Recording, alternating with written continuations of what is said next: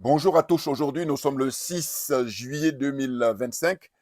Je fais cette vidéo là pour revenir sur l'actualité africaine et en particulier sur la situation de Madame Nathalie Yamb, la grande militante panafricaine, la grande dame, la dame de Sochi comme elle a été surnommée depuis son intervention historique en Russie en octobre 2000, enfin oui c'est ça, 2019, voilà, je ne me trompe pas. Voilà, je vais vous montrer une petite vidéo, hein, son intervention. Je crois que c'était être, au Burkina Faso, et puis après je fais mon commentaire. Voilà, écoutez. La plupart du temps maintenant au Cameroun, il y a des ministres là-bas de Paul Biya qui font beaucoup de zèle et qui demandent parfois qu'on m'arrête. Donc, Cameroun, Paul Biya je vais citer le nom d'un ministre particulièrement qui a demandé qu'on m'arrête. Il s'appelle Bidon Quat. Bidon Quat, il y a mon maillot là.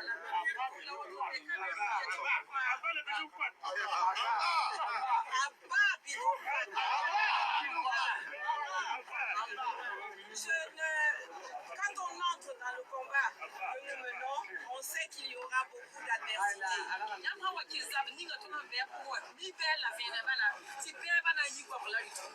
L'adversité ne nous gêne pas. On prend des coups, on en donne.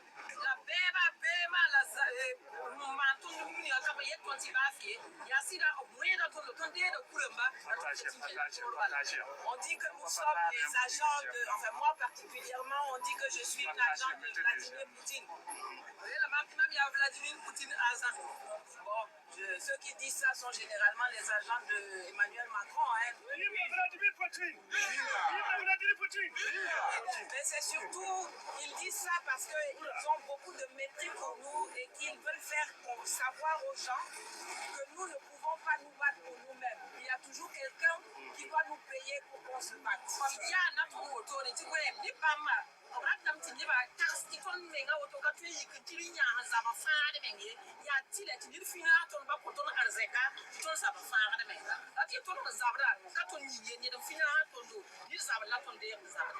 moi, je n'ai rien contre Vladimir Poutine. Mais j'étais dans le combat panafricain, ça fait presque 20 ans.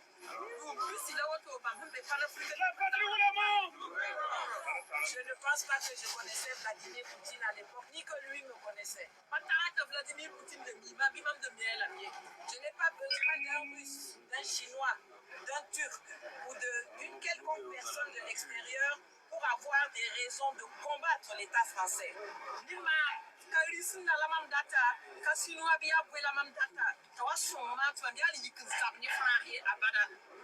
Il suffit que je regarde autour de moi et je vois ce qu'ils font, ce qu'ils ont fait, ce qu'ils planifient de faire. Donc,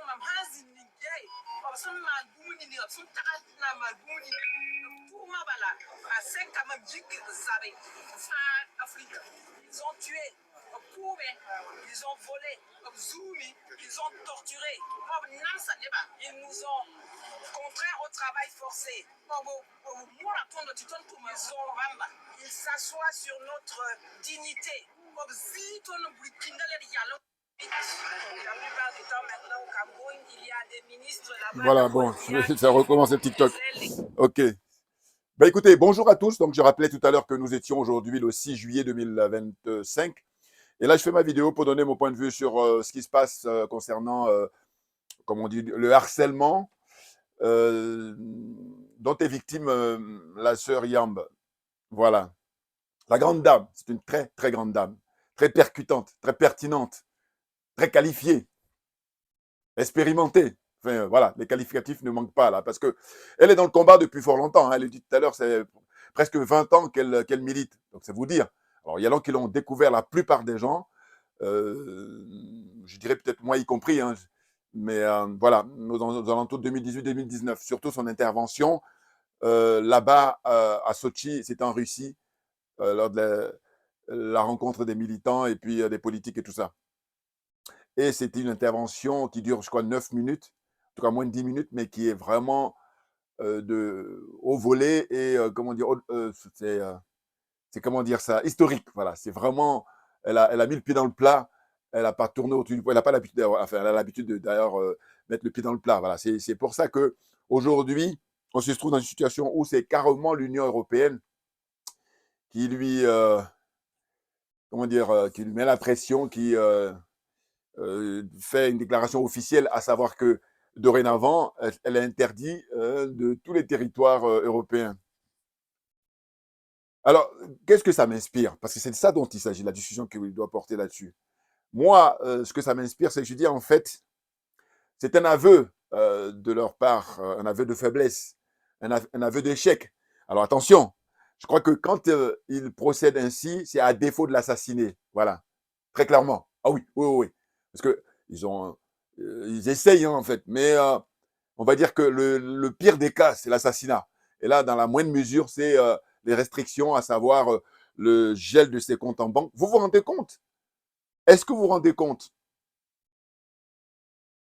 C'est incroyable. C'est-à-dire que c'est son argent, hein, elle a travaillé, elle a transpiré pour l'avoir, et eux, ils se font plaisir de geler, ils bloquent. Et donc, c'est des méthodes de voyous, c'est des méthodes de, comment dire ça, de mafia, de mafieux, clairement. Mais ils ont l'habitude, hein. Vous savez, c'est les adeptes de l'OTAN. C'est la culture du mensonge, la religion du mensonge. Oui, oui, oui, oui. Et quand je parle d'aveu, d'une certaine façon, ce qu'ils font à Madame Yamb, ben, en gros, c'est de dire aux autres Africains, ben, voilà ce qui vous attend si vous essayez de l'ouvrir, si vous essayez de vous montrer, comment dire ça, digne, si vous essayez de vous montrer libre. Non, non, non. Ce qu'on veut de vous, les négros, c'est que vous soyez des esclaves jusqu'à la fin de vos jours. Et nous, le refusons. Madame Yamb le refuse.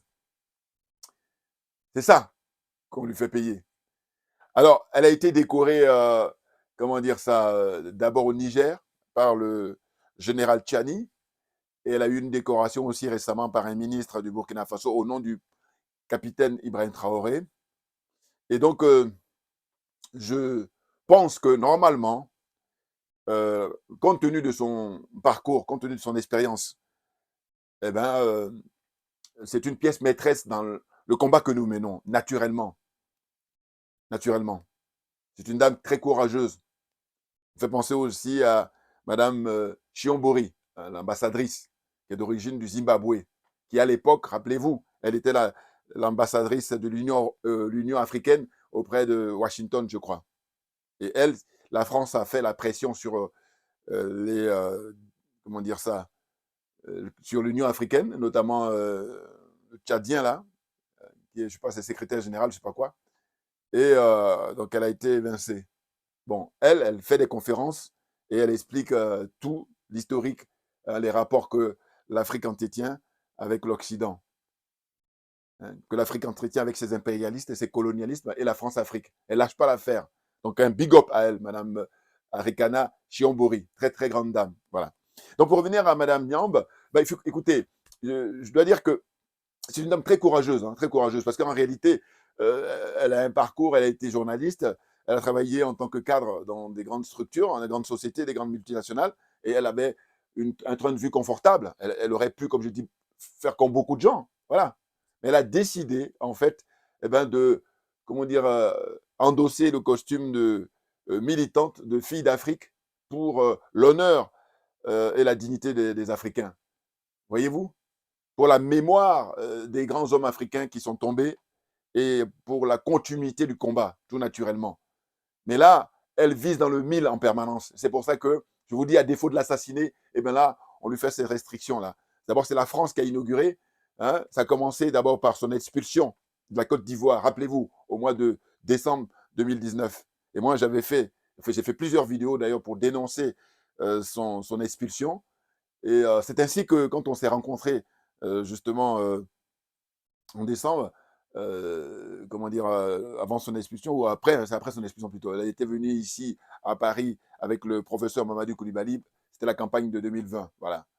Et quand on s'est rencontrés, c'était extraordinaire parce que moi, je la connaissais comme ça, de vue, comme on la voit sur Internet. Et elle ne me connaissait pas. Enfin, en tout cas, elle m'a vu aussi. Mais en tous les cas, ce qui est sûr, c'est qu'elle était très surprise de me voir.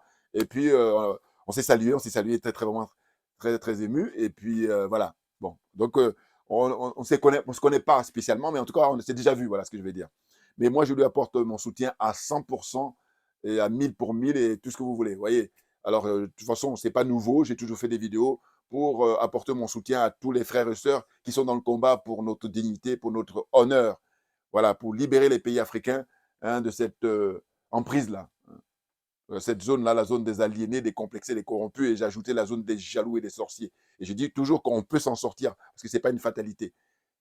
Simplement, il y a des préalables. Et un préalable, c'est une volonté personnelle, une volonté collective, et puis une volonté politique. Et la volonté politique, je dis qu'elle est manifeste dans les pays de l'AES, à commencer par le Mali, ensuite le Burkina, et enfin le Niger. Voilà, ce sont ces trois pays-là, et ce sont eux qui sont les premiers, qui sont les précurseurs pour nous libérer, nous, Africains, nous, les négros, clairement. Vous voyez. Donc, Madame Yamb, ben, je crois que la peur a changé de camp. Parce qu'en réalité, les méthodes de la France-Afrique consistent à corrompre en permanence toute l'élite africaine. Oui, oui, oui, à 99%. Voilà. Je n'exagère rien du tout. 99% de l'élite africaine est corrompue par la France-Afrique. Sinon, on n'en serait pas là. Sinon, on n'en serait pas là. Nous sommes en juillet 2025. Regardez. Et d'ailleurs, moi, toujours dans mon analyse, je dis que ce qu'on inflige à Madame Yamb, Madame Nathalie Yamb, qui, je vous rappelle, le père est camerounais et la mère est originaire de la Suisse. Bon, elle-même, elle est née en Suisse, en réalité. Puis ses parents ont déménagé pour aller au Cameroun, donc elle a grandi au Cameroun. Et ensuite, après, devenant adulte, elle a pu travailler dans différents pays, notamment au Ghana, notamment au Nigeria, et puis en Côte d'Ivoire, où elle a séjourné, je crois, pendant 10 ans. Elle était la conseillère de M. Mamadou Koulibaly, ancien président de l'Assemblée nationale de Côte d'Ivoire. Voilà. Vous voyez. Donc, c'est une dame qui a beaucoup, beaucoup d'expérience. C'est une dame qui ne mâche pas ses mots. C'est une femme libre. Vous voyez. Et du coup, ils ont du mal. Hein, ils ont fait des, comment dire ça, intimidations depuis son discours à Sochi en octobre 2019. Hein, des courriers qu'elle reçoit chez elle et tout ça. Bon, j'espère qu'elle va pouvoir rentrer en Afrique. Oui, définitivement. Oui, oui, oui, oui, pour sa sécurité. Très clairement. Oui. Et puis, elle va bénéficier de la protection, justement, des pays de l'AES, le Mali, le Burkina et le Niger. Clairement. Ouais, ouais, ouais. Elle le mérite. Il n'y en a pas beaucoup. Voilà, c'est ce que je dis souvent. Je dis, il y a beaucoup de minables, mais les gens de qualité, il n'y en a pas beaucoup. Donc, quand on a des gens de qualité, il faut les protéger. Et j'en profite d'ailleurs pour saluer la petite sœur, j'ai failli dire, ou courageuse aussi, militante panafricaine, d'origine de la Guyane, c'est Grandeur Noire. Oui, oui, oui, parce que j'ai vu une vidéo qu'elle a faite de 6 minutes pour apporter son soutien sans faille à Mme Yamb, où elle a demandé d'ailleurs la contribution de chacun de nous. Voilà, que ceux qui peuvent apporter 1 euro apportent 1 euro, ceux qui peuvent apporter 10 euros apportent 10 euros, ceux qui peuvent apporter 5 euros, ainsi de suite. Hein. C'est-à-dire que vous apportez suivant vos moyens, voilà, votre capacité. Voilà, donc un big up à Grandeur Noire. Voyez-vous? Non, non, là, je vous dis, en plus, c'est des dames. Vous voyez, vous allez observer que c'est ça qui est la force de l'Afrique aujourd'hui, en fait, depuis toujours. Mais là, avec l'avènement du numérique et d'Internet, on a l'occasion de pouvoir justement être au courant, être au fait, être informé. Et donc, ce sont que des grandes dames. Hein, voilà, madame, je vous disais tout à l'heure, Arikana Chiambori, l'ambassadrice, et puis madame Yamb, et Grandeur Noire, et puis d'autres aussi que j'oublie, mais notamment, j'oublie pas, madame Poulcherik Balé en Côte d'Ivoire, vous voyez. Je crois qu'elle est en visite d'ailleurs en Europe, là, en France notamment, et puis elle est partie aussi en Belgique, elle a été reçue en Luxembourg, et voilà. Bon, moi, le jour où elle a fait elle a été invitée hein, pour lui remettre son prix. Elle a obtenu un prix là l'année dernière. Et puis là, cette fois-ci, elle a pu avoir l'autorisation pour venir en Europe. Vous vous rendez compte? Parce qu'elle est sous contrôle judiciaire. N'importe quoi. Bon, j'espère qu'on arrive à la fin de tout ça, évidemment. Ouais. Je crois, hein, c'est même pas que j'espère. Je crois qu'on arrive à la fin.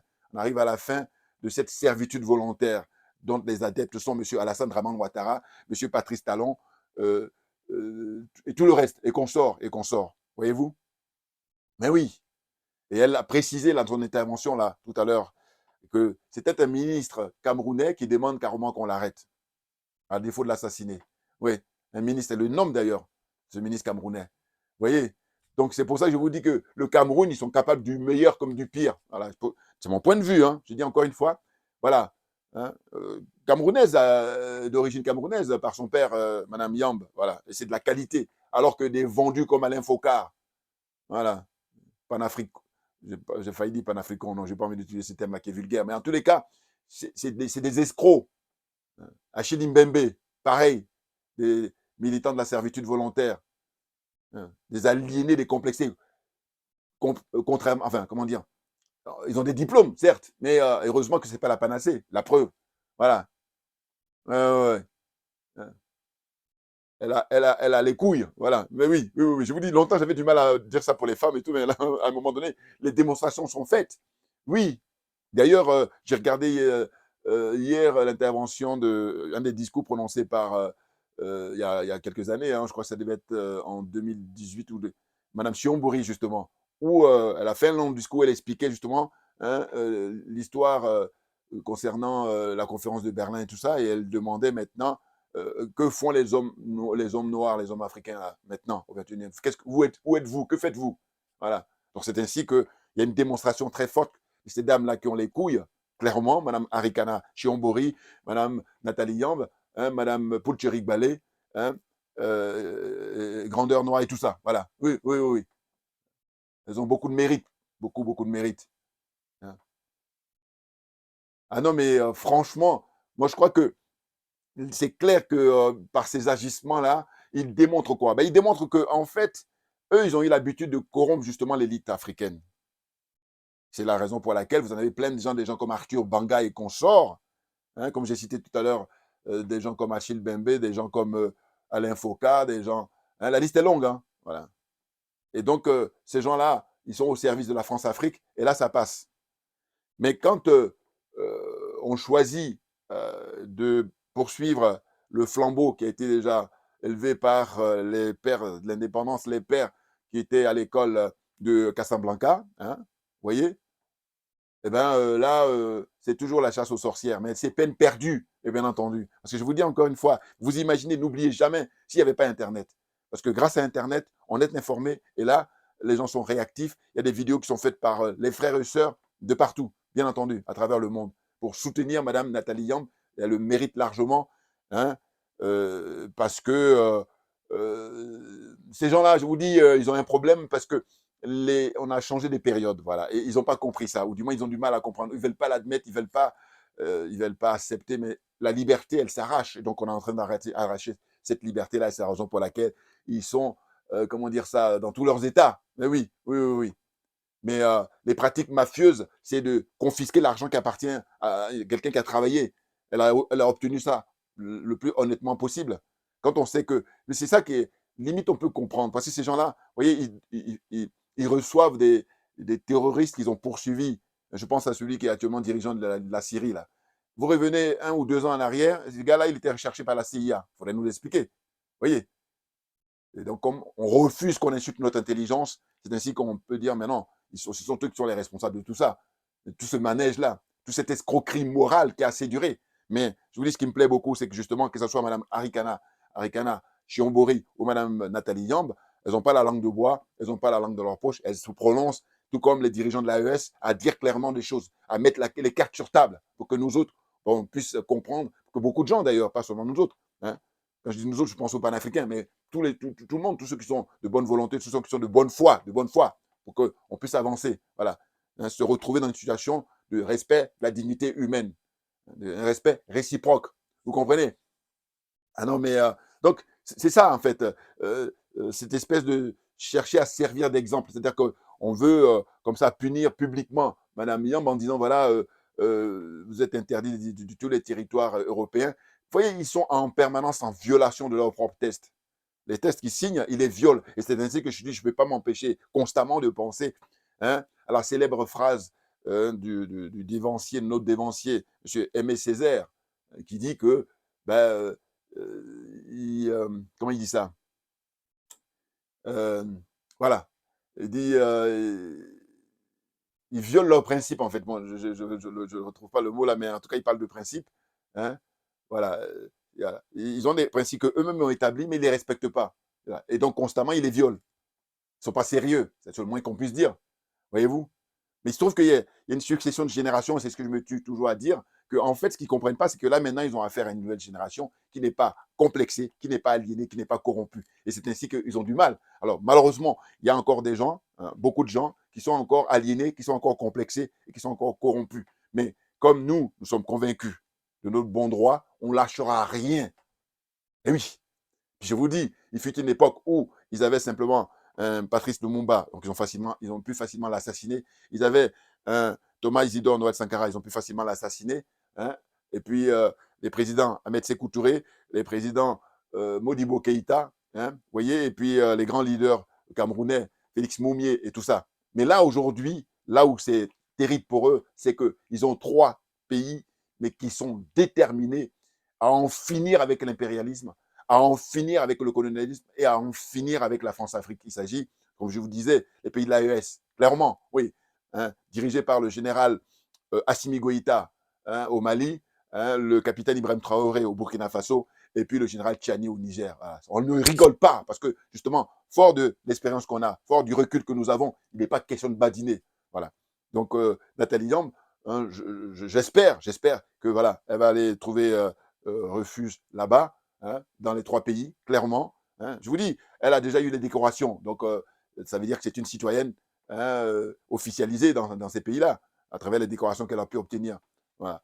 Donc là, c'est aussi une suite qu'a pu vivre le frère Kémy Séba, qui, rappelez-vous, on lui avait arraché la nationalité française, et puis tout de suite, immédiatement, le général Tchiani, il a été réactif, il lui a donné le passeport diplomatique, voilà, pour lui faciliter, hein, les voyages à travers le monde, parce qu'il a des rencontres à faire, des débats, des conférences à tenir. Voilà, c'est pour ça que je vous dis, là, on n'est plus à l'époque où le nègre devait baisser la tête, hein, mais je vous dis, malheureusement, au XXIe siècle, il en a encore et il en a beaucoup. Mais parce que c'est une question de paradigme, mais c'est aussi une confiance en soi. Il y a beaucoup qui n'ont pas confiance en eux. Et du coup, il y en a beaucoup qui, malheureusement, pensent qu'on ne peut pas y arriver, alors que si, si, si. Oui, par exemple, j'étais allé en province, là, il y a quelques jours, et puis j'ai discuté avec un frère, parce que je recherchais les drapeaux, vous savez, de l'AES, voilà.